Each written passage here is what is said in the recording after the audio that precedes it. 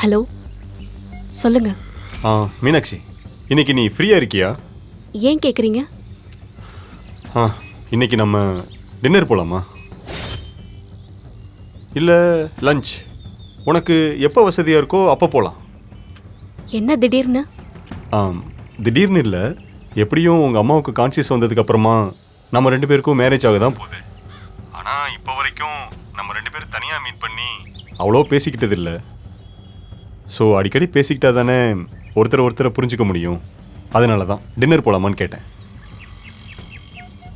இல்லைனா நீ எங்கே சொல்கிறியோ அங்கே நான் மீட் பண்ண வரேன். நம்ம கொஞ்ச நேரம் பேசலாம். இல்லை ஆதி, இப்போ என்னால் எங்கேயுமே வர முடியாது. சிச்சுவேஷன் கொஞ்சம் சரியில்லை.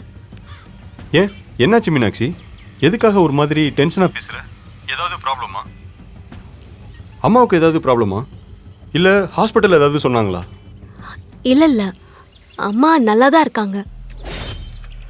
ஆதி, நான் ஜீவா பற்றி சொல்லியிருக்கேன்ல. ஆமாம், வேலைக்கு கூட போகாமல் சும்மா சுற்றிக்கிட்டு இருப்பாருன்னு சொன்னியே, அவர் தானே?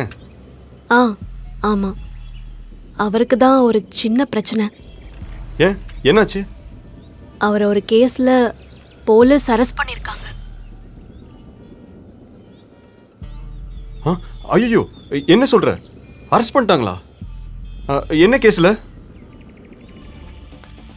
மீனாட்சி சார், என் பேர் மீனாட்சி. நான் இவரோட ரிலேஷன் தான்.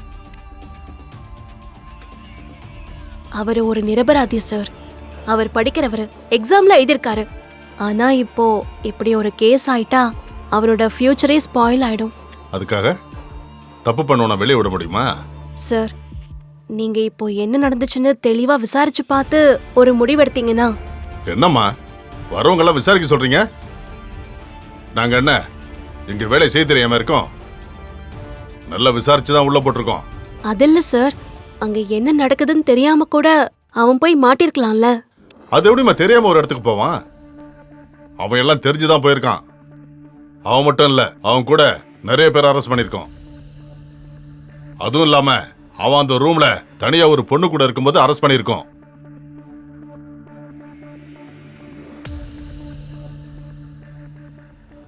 நான் ஒன்னும் சும்மா வேலை இல்லாமலாம் அவனை உள்ள பிடிச்சு போடல.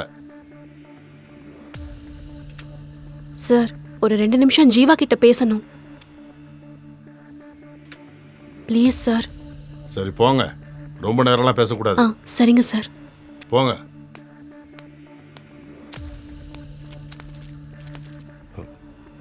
மீனாட்சி, என் மேல எந்த தப்பும் இல்லை. நீ ஏன் அந்த இடத்துக்கு போன? உன்னை தேடி தான் அங்க போனேன். என்ன தேடியா? புரியல. எனக்கு ஒரு ஃபோன் வந்துச்சு. அதுல ஒரு லேடி பேசுச்சு. இந்த மாதிரி மீனாட்சி ஒரு ஆபத்துல இருக்கா, இந்த அட்ரஸுக்கு உடனே வாங்க அப்படின்னு அவங்க சொன்னாங்க. நீ தான் அவங்களுக்கு ஃபோன் பண்ணி வர சொன்னதா அவங்க சொன்னாங்க. இல்லைன்னா நான் ஏன் அங்க போறேன்? அந்த ஃபோன்னால தான் நான் அங்க போனேன். என்ன சொல்ற நீ? நான் யாரையும் ஃபோன் பண்ண சொல்லி சொல்லலையே. எனக்கும் அதான் புரியல. எனக்கு ஃபோன் வந்ததால தான் நான் உடனே கிளம்பி அந்த இடத்துக்கு போனேன். அங்க போனதுக்கு அப்புறம் தான் அந்த இடம் சரியில்லைன்னு தெரிஞ்சுது. அங்க இருந்து உடனே கிளம்பலான்னு பார்த்தா போலீஸ் அதுக்குள்ள வந்து பிடிச்சிட்டாங்க. நான் எவ்வளவோ சொன்னேன் மீனாட்சி, அவங்க கேட்கவே மாட்டேங்கிறாங்க. மற்றபடி நான் எந்த தப்பான எண்ணத்தோடய அங்க போல மீனாட்சி. தயவு செஞ்சு நீ என்ன நம்பு மீனாட்சி. அப்படின்னா உன்னை யாரோ மாட்டி விட்டாங்கன்னு சொல்றியா?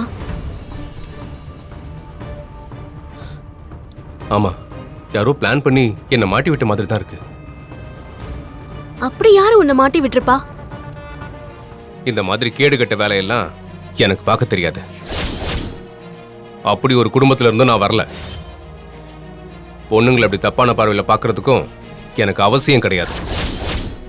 என் அப்பா அம்மா ஒண்ணு அப்படி வளர்க்கல. நான் கட்டிக்க போற பொண்ணை தவிர மற்ற எல்லாரையுமே நான் அக்கா தங்கச்சியா மட்டும்தான் பார்ப்பேன். இப்படி ஒரு மட்டமான வேலையை நான் என்னைக்கும் பண்ண மாட்டேன். நான் எந்த தப்பும் பண்ணல.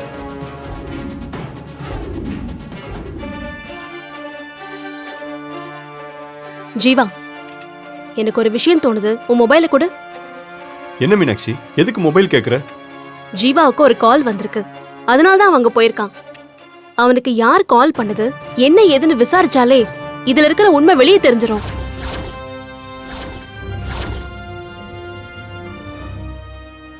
என் போனை போலீஸ் வாங்கி வச்சுட்டாங்க. சார், ஜீவாவோட மொபைலை மட்டும் கொடுக்குறீங்களா? அது எது கேக்குறீங்க? அவர் தப்பு பண்ணலன்னு நான் ப்ரூவ் பண்றேன். மொபைலை மட்டும் கொடுங்க சார், ப்ளீஸ். ம்.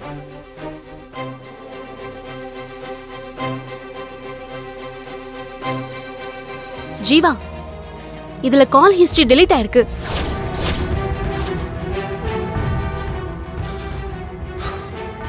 எந்த காலும் வந்த மாதிரியே தெரியலையே.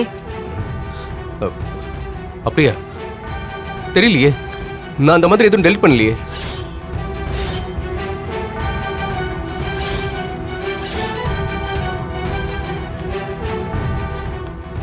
சார், ஜீவாவை கோர்ட்டுக்கு கூட்டிட்டு போயிடாதீங்க. அவர் மேல கம்ப்ளைண்ட் ரெஜிஸ்டர் ஆயிடுச்சுன்னா அப்புறம் அவர் ஃபியூச்சரே ப்ராப்ளம் ஆயிடும் சார். அவர் தப்பு பண்ணலன்னு நான் நிரூபிக்கிறேன். எனக்கு கொஞ்சம் டைம் கொடுங்க ப்ளீஸ். அது எப்படிமா முடியும்? நாங்க கோர்ட்ல ப்ரொடியூஸ் பண்ணி தான் ஆகணும். ஸ்டேஷன்லயே வச்சுட்டு இருக்க முடியாது. சார், அந்த புள்ள தான் சொல்லுது இல்லை சார், அவன் மேலே தப்பில்லைன்னு நிரூபிக்க தானே டைம் கேட்குது. கொஞ்சம் டைம் கொடுங்க சார். ஆ சார், கொஞ்சம் டைம் கொடுங்க. நான் வேணா ஹையர் அஃபீஷியல் கிட்ட பேசுகிறேன். இல்ல பரவாயில்ல சார், நான் உங்களுக்காக ஈவினிங் வரைக்கும் வெயிட் பண்றேன் சார். அதுக்கு மேல என்னால முடியாது சார். அது போதும் சார். அதுக்குள்ள நான் எப்படியாவது ஜீவா மேல தப்பு இல்லைன்னு ப்ரூவ் பண்ணிடுவேன். சரி, ட்ரை பண்ணுங்க. ஆனா ரொம்ப நேரம்லாம் வெயிட் பண்ண மாட்டேன், அதையும் பாத்துங்க. அது போதும் சார். Thank you sir.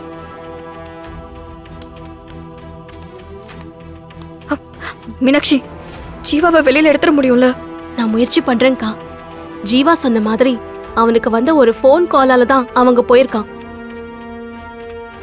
அதை யார் பண்ணாங்க என்னன்னு முதல்ல தெரிஞ்சுக்கணும். ஆ. அதுக்கப்புறம் கண்டிப்பா அவனை வெளியே கொண்டு வந்துடலாம். அது போதுமா? இதை மட்டும் நீ எப்படியா பண்ணிட்டா உனக்கு புண்ணியமா போகுமா? என் புள்ள ஜெயிலுக்கு போயிடக்கூடாது. எப்படியாவது அவனை காப்பாத்திருமா. நான் பாத்துக்கிறேன் மாமா, நீங்க கவலைப்படாதீங்க. நீங்க யாரும் ஃபீல் பண்ணாதீங்க. நான் இன்ஸ்பெக்டர் கிட்ட பேசுறேன். அவர் தான் டைம் கொடுக்குறேன்னு சொல்லியிருக்காருல்ல. அவர் கோர்ட்டுக்கெல்லாம் கூட்டு போக மாட்டாரு. நீங்க தைரியமா போங்க. நன்றிங்க. போங்க. Thank you sir. டேய் ஜீவா,